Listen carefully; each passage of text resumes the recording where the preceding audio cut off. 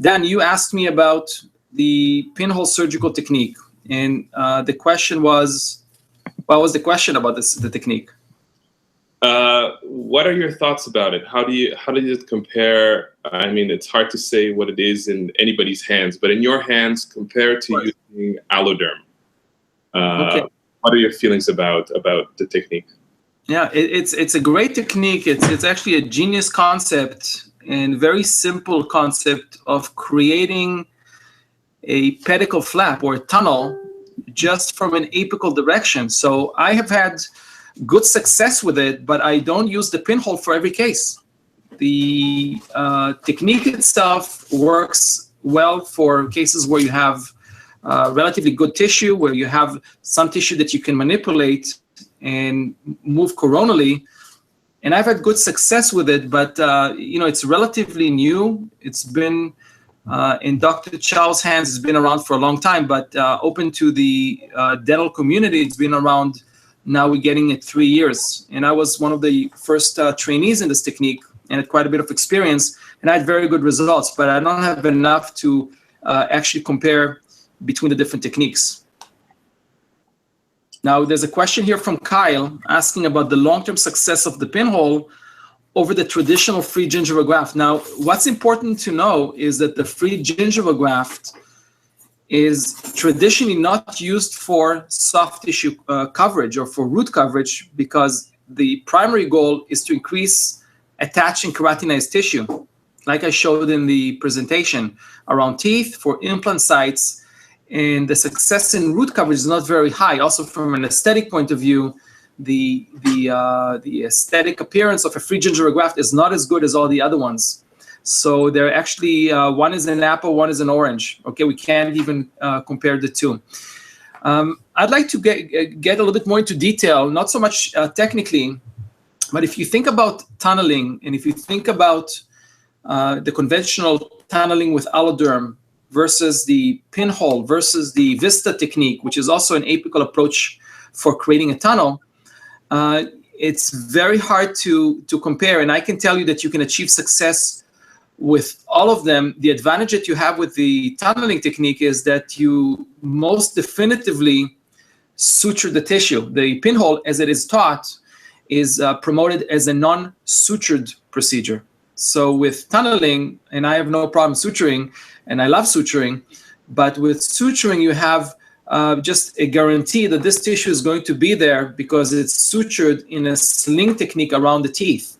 With pinhole, it's mostly about finger pressure. And of course, we're not going to get too much into the detail of the pinhole, but for me, it is very important to master all of these procedures and then apply parts of them or all of them depending on the case. And again, I'm looking at the keys to success. I'm looking at the criteria for success, and also of the when I predict success, that helps me in deciding on the right procedure.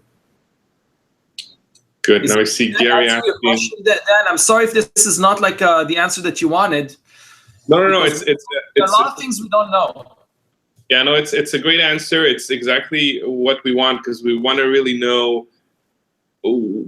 Most of us want to know, when do we use what, right? And just like Gary just asking the question, when would you not use the pinhole technique? So a lot of these, when it comes to soft tissue, it's really down to procedures. Like, which ones do we do, which ones do we not do?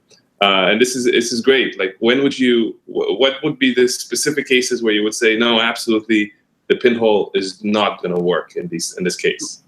That's a great question. So, and I think it's also really good advice to all the doctors out there. What not to do is actually more important than what to do. That's just the reality. If you can prevent complications, prevent problems, failures, patients getting upset, and your whole treatment is falling apart, that's more important than knowing the specifics of the technique. So when not to do, let's call it when not to create a pedicle flap or a tunnel.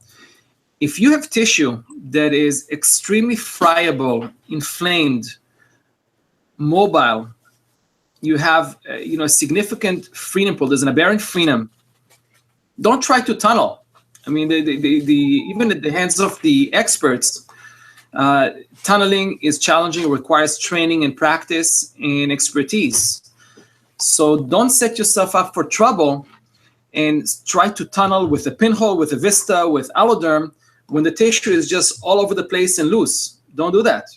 You need to make sure the tissue is nice and healthy, that you have a little bit of keratinized tissue, maybe 1 or 2 millimeters, that you can use your tunneling instruments, your pinhole instruments, your vista instruments safely, and the tissue is not going to tear. So when not to do when the tissue is inflamed and friable.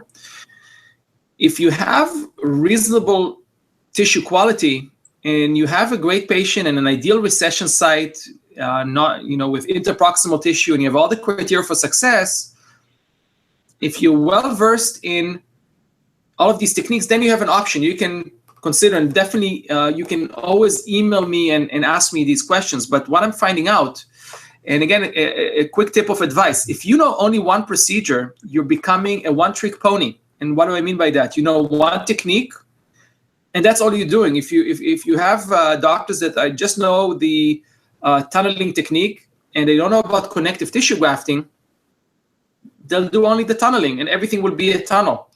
So my advice is learn as much as you can. Start simple, start basic with free gingiva graft, connective tissue grafts, coronary repositioning, and then start to educate yourself about more sophisticated techniques and start to get the experience. If you just know it in theory, it's not going to help you. Okay? So then you talked about the course in Toronto. I decided to incorporate soft tissue grafting, and we talked about it a little bit. I decided to incorporate soft tissue grafting for implant sites. So we're going to practice on specimens how to harvest tissue and create a nice zone of attaching keratinized tissue for your future implants, which I think is extremely important, underutilized.